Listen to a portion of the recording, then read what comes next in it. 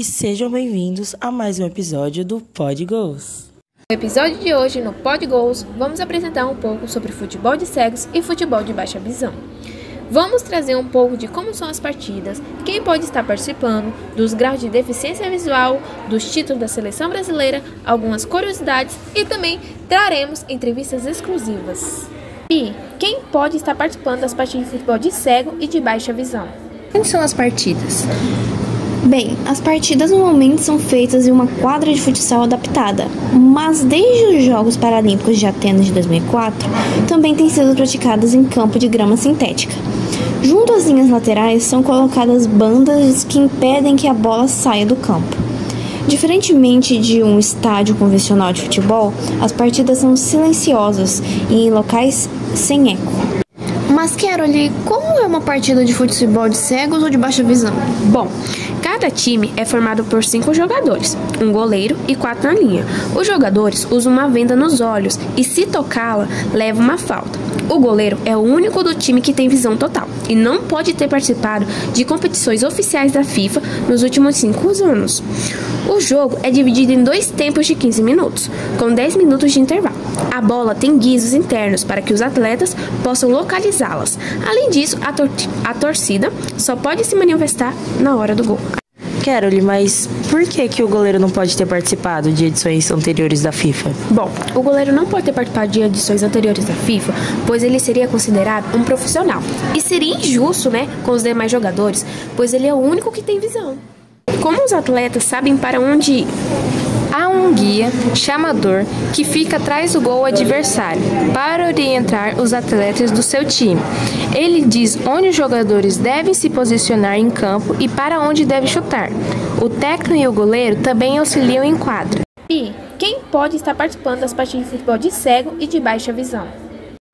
Bom, os atletas da classe B1 são os únicos que podem participar do futebol de cegos, pois a classe B1 representa aqueles que são totalmente cegos, não têm 0% de sua visão. Já os atletas da classe B2 e B3 são aqueles que se enquadram no futebol de baixa visão, pois, como o próprio nome diz, eles têm sim um pouco da visão. Mas, Ana, me diz aí, quais são os títulos da nossa seleção paralímpica brasileira? Bom, a nossa seleção brasileira, ela já possui 5 títulos paralímpicos, sendo eles Atenas 2004, Pequim 2008, Londres 2012, Rio 2016 e Tóquio 2020, quando consagrou-se pentacampeão. Lembrando que a primeira participação do futebol de cegos nos Jogos Paralímpicos foi lá em Atenas em 2004. E agora iremos para as entrevistas, e o nosso primeiro entrevistado de hoje é o professor Lúcio, que já tem uma experiência no ramo da arbitragem para futebol de cegos e baixa visão.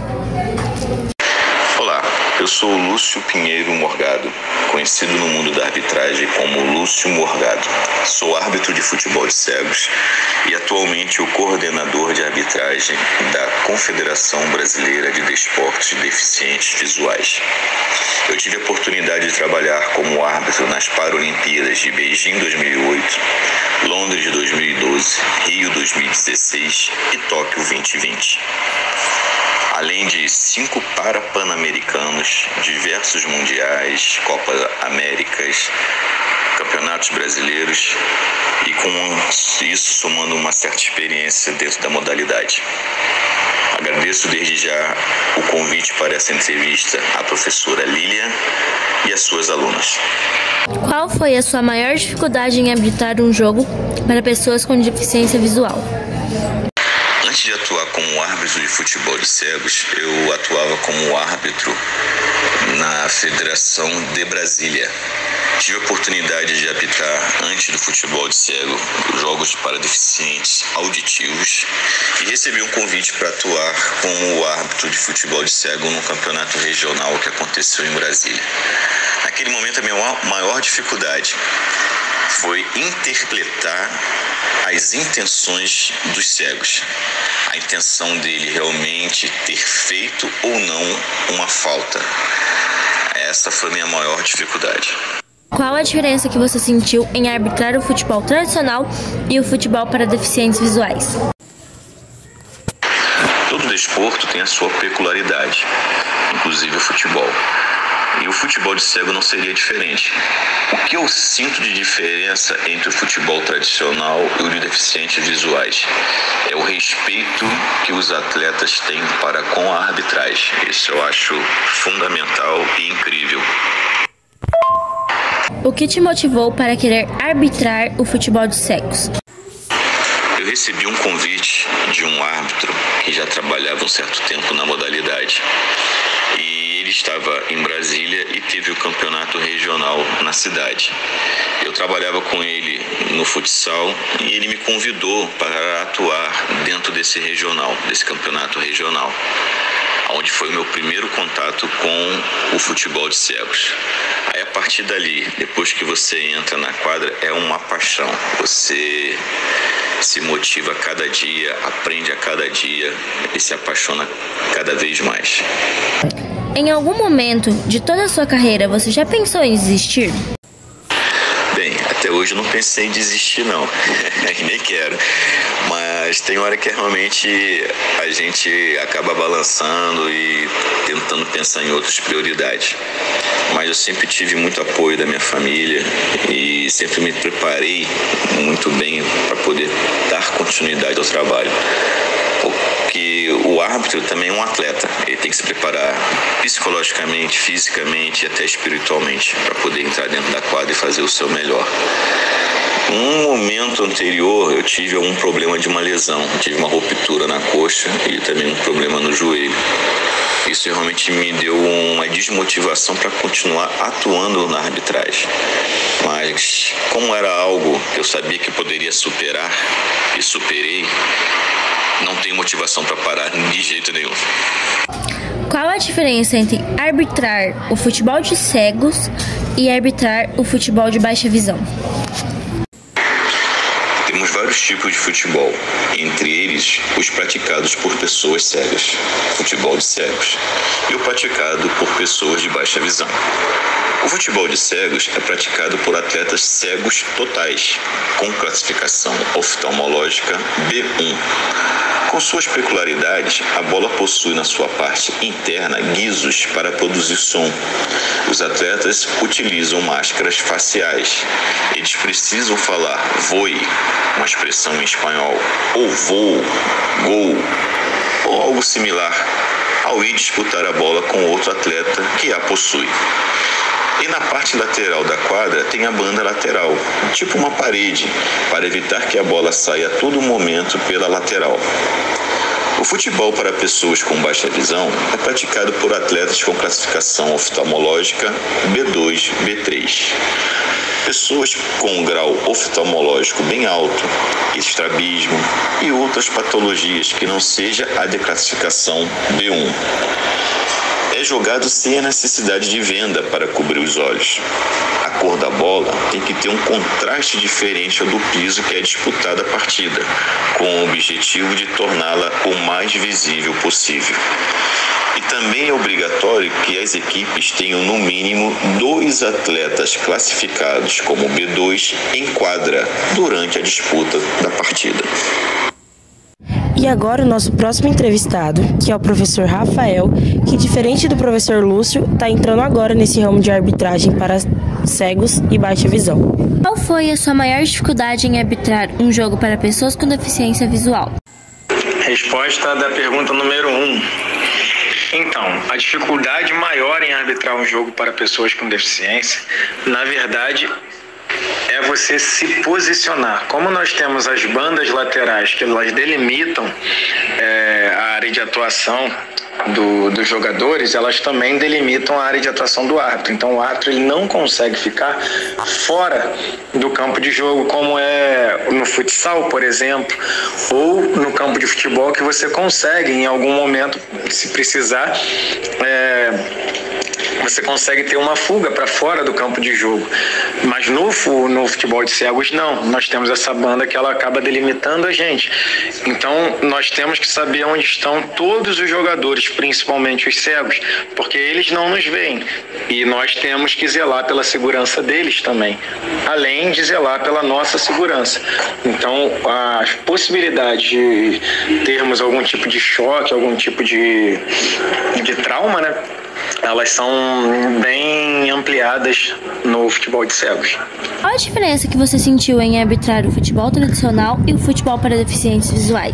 A pergunta número 2, que fala sobre a diferença entre o futebol tradicional e o futebol para deficientes visuais, nós temos algumas diferenças ali e que são bastante latentes. A primeira de todas é zelar sempre pela segurança dos atletas.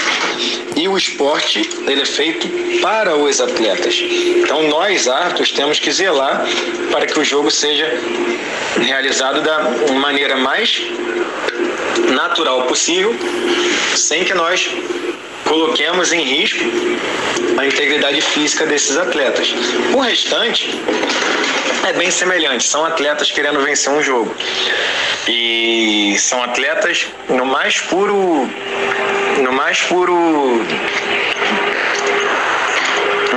tradução do que seriam atletas. São pessoas que se dedicam àquilo, que trabalham, que treinam, que se dedicam fisicamente àquele tipo de desporto. Então, no restante, eles são iguais aos atletas de outros esportes e do futebol tradicional, né? O que te motivou para querer arbitrar o futebol de cegos?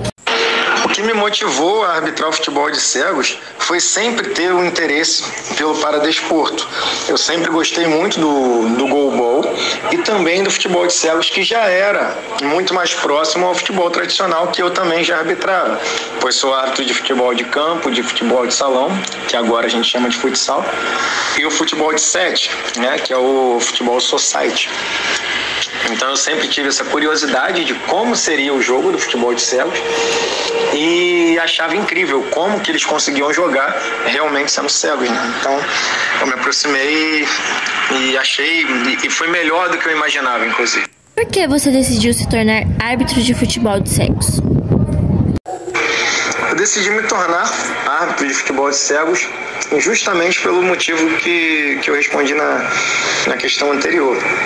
É fascinante você ver como eles conseguem jogar sem ter a visão, entendeu? É fascinante como eles se movimentam, o grau de entrega, como eles conseguem fazer tudo o que eles fazem sem enxergar. E o paradesporto em si, agora já levando para todos os outros esportes, para pessoas com deficiência, eles fascinam a gente. Eles fazem a gente enxergar que o mundo das pessoas que não tem algum tipo de limitação, que a gente possa dizer que seja uma limitação funcional, esse mundo ele geralmente passa paralelo ao mundo dessas pessoas que têm mobilidade reduzida ou algum tipo de deficiência. Mas quando nós nos colocamos ali junto com eles, nós podemos ver que essa diferença está só na nossa cabeça. E assim encerramos as nossas entrevistas com o professor Lúcio e o professor Rafael. E eu gostaria de estar agradecendo os dois por terem dado essa entrevista pra gente, tirando algumas curiosidades, alguns questionamentos e também por ter trazido a experiência deles e a visão deles no futebol de cego e baixa visão. E agora vamos para as nossas curiosidades. Curiosidade! Tananã! É fantástico! Vocês sabiam que existe uma Confederação Brasileira de Desportos de Deficientes Visuais, a CBDV? E de acordo com ela, há relatos de que no Brasil, lá na década de 50, os cegos eles jogavam o futebol com latas ou garrafas e que mais tarde, lá pra frente, que eles começaram a jogar com bolas envolvidas em sacos plásticos. A primeira Copa do Brasil foi em 1984, na capital paulista. Contudo, o Comitê Paralímpico Internacional, o IPC, reconhece como o primeiro campeonato entre clubes, o acontecido na Espanha em 1986. Já na América do Sul, apesar da realização de alguns torneios anteriores, o primeiro reconhecido e organizado pela Federação Internacional de Esportes para Cegos, IBISA, foi a Copa América de Assunção, em 1997, onde o Brasil foi o grande campeão. Participaram 4 seleções, sendo eles Brasil, Argentina, Colômbia e Paraguai. E assim encerramos o nosso Pod Gols de hoje e fiquem agora com alguns errinhos de gravações. Assim encerramos o nosso Pod Gols. Vocês sabiam que existe uma Confederação Brasileira de Desportos de É isso aí! Vocês sabiam